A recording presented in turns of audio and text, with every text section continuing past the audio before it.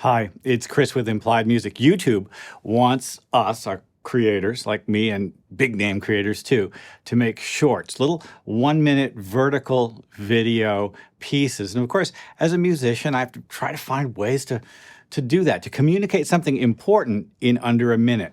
I've been doing it now. I do like usually about 4 a week.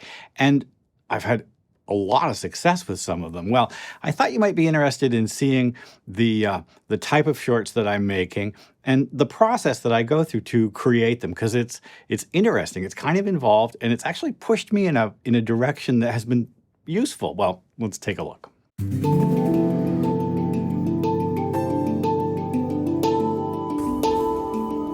First of all, if this is like the second or third video of mine that you've watched and you're getting some value out of them and you haven't subscribed, now's the time for you to do that. I do videos several times a week, music theory that you can understand, that you can use yourself, reviews of software, just general musings on music and just what it's like to be an artist, what it's like for me to be an older artist, watching the younger people coming up and changing ideas and stuff like it's fascinating. It's a great time to be a musician right now. And I love this community that we're building here on YouTube. I really value being part of it.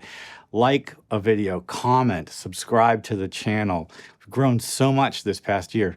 Last year was the best year ever for this channel and for a lot of musicians. And I'm hoping for a great 2023. Take a look at this screen here. This is Logic, where I usually work.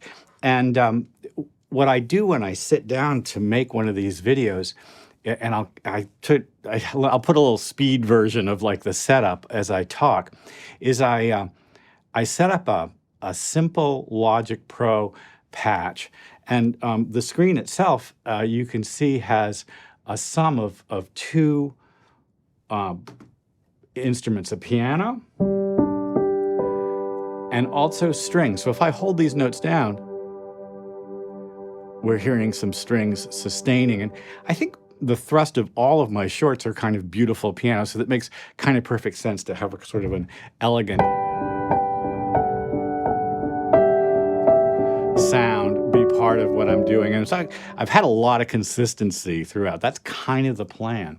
I sit down and I just come up with like a single brief idea. And I record, in this case, I record 4 of them because I'm shooting overhead camera. I'm recording first the MIDI, and then you can see in the second channel here, I record a voiceover. So listen to just, the first one of these, and then we'll take a look at what it looks like in the final product, and we'll talk about how it's made. Okay, G major, going to B flat major, I record, and then down a whole step. F major, going to A flat major, we walk it back up. Now ninths, A, and then the A becomes the major 7th.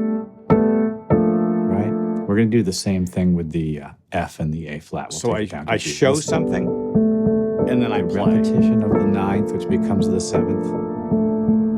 The repetition of the 9th. And you guys are, if you watch my longer form videos, used to seeing this layout.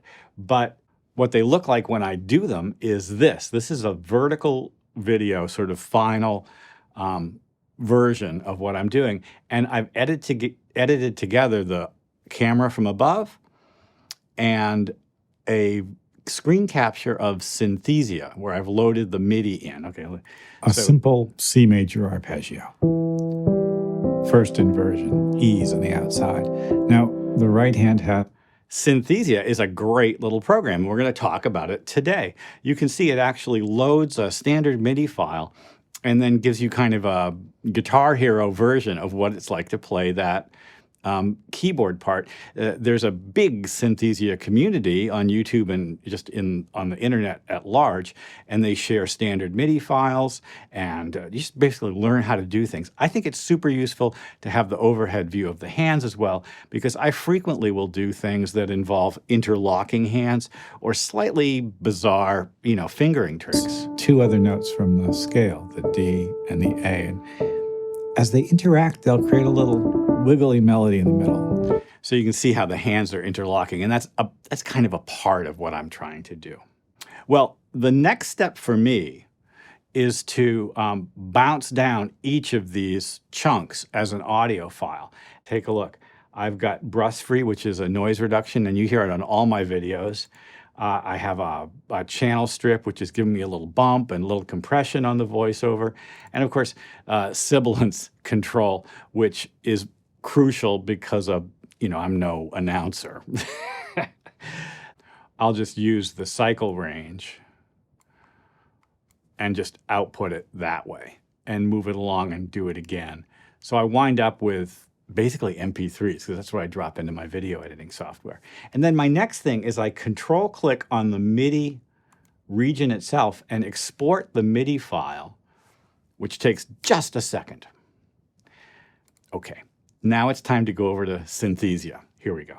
Here's the basic Synthesia interface, and allows you a bunch of different options. And it's not a bad way to show things to people live. I started using it when I was teaching over Zoom because I can play a note and it'll just demonstrate it on the screen. You see how it just sort of lives there and it plays up. And it has its own piano sound built in that's terrible and I never use, but it reads whatever MIDI input it's getting from, my controller keyboard, and off it goes. But it has a couple of other options that are super useful. You can play a song and it scans your hard drive. You can set the directory and recognizes and knows where all your standard MIDI files are. There are a bunch that just kind of come built in, and then you can just create your own. So my beautiful piano concept, here it is. So I'm going to load that, and we can look at just splits like right and left hands, but let's just load, watch, and listen. And away it goes.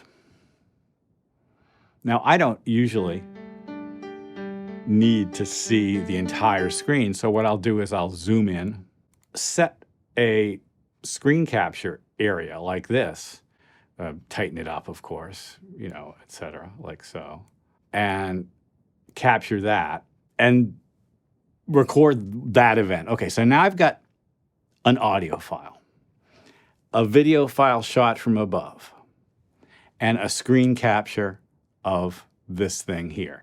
And it all comes together in my editing software. And I'm terrible. I use iMovie. I want to show you, though, what I have to do to make this work. Let me load iMovie again. It'll take me a second. Well, I got in the habit of using iMovie when I began this channel a little over a year ago, and I know I should quit it.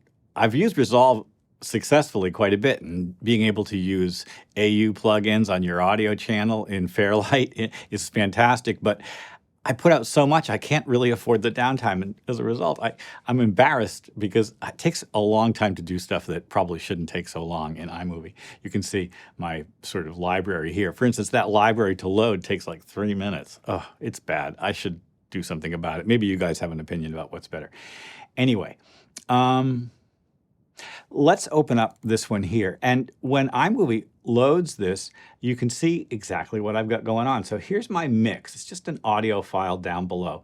And I've synced my 2 video clips by syncing just visually, and you can see how it works down here. Here's an obvious breakpoint. I've just lined all that stuff up.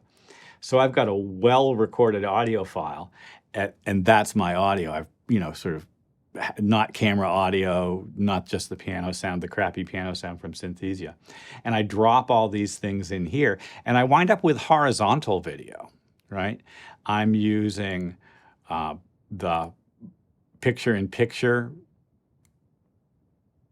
trick here to sort of line everything up. I'm zooming in on the camera audio so that I'm just kind of showing what's important. And then everything plays. 6 notes of any diatonic scale. And then I export it. It's going to export as a horizontal video. And of course, YouTube and Instagram, they don't want a horizontal video, do they? But there's a workaround, and a simple one. I'll show it to you in a second. Okay, so here's my video, and as I said, a horizontal video. Now, I could open it with QuickTime by double-clicking, and it's still horizontal video, and there's really nothing I can do about it like that. But here's the thing. If you use the Finder, highlight the file and just hit the space bar, it will also play. And you can rotate it with that little dingus up there. And now, whenever I play it or open it, it will open as a vertical video. I hate vertical video, but you need it for shorts. Double click, vertical video. Import that into YouTube, stays vertical. Import that into Instagram, stays vertical. I think shorts are great for examining what's really so for the creator.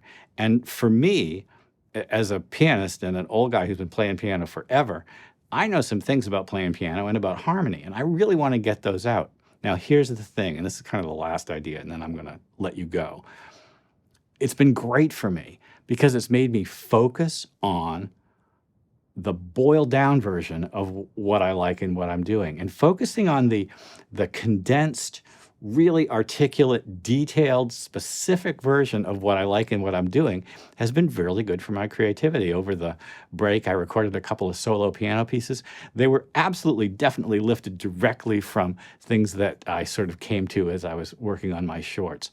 I think this is going to be a really interesting process for me. It continues to be fascinating. Well, this whole process is fascinating, and I'm really grateful to you for being part of the journey.